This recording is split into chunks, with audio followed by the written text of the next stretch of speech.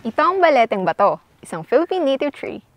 Ficus tinctoria ang scientific name ng baleteng bato at isa ito sa halos 100 species ng figs o ficus na native sa Pilipinas. Natural itong tumutubo sa mga malapit sa dagat at maging sa mga coralline at rocky outcrops. Tulad nito, tumubo sa mga batuhan. Kaya naman, baleteng bato ang isa sa mga local names niya. Isa pang local name ng Ficus tinctoria ay Biri. Kaya may teorya na dito raw nanggaling sa punong ito ang pangalan ng isla ng Biri sa Northern Samar.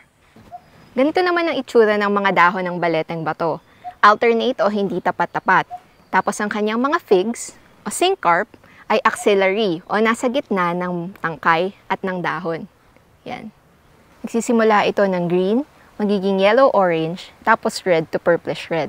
Edible ito at isang major food source sa ilang bahagi ng Micronesia at Polynesia. Anong lasa? Matamis, parang brown sugar.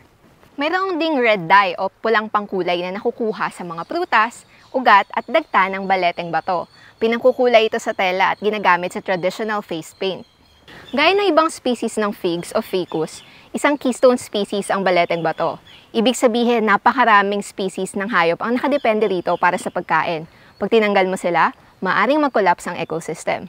Galing no? Napakarami nating edible species ng figs. Kayo ba, ano nang natikman yung ficus? Kwento niyo sa comments below. Para together, we'll promote and mainstream Philippine biodiversity and natural heritage. Ako si Celine. Support my work by sharing this original video and not re-uploading it. See you sa next video. Bye!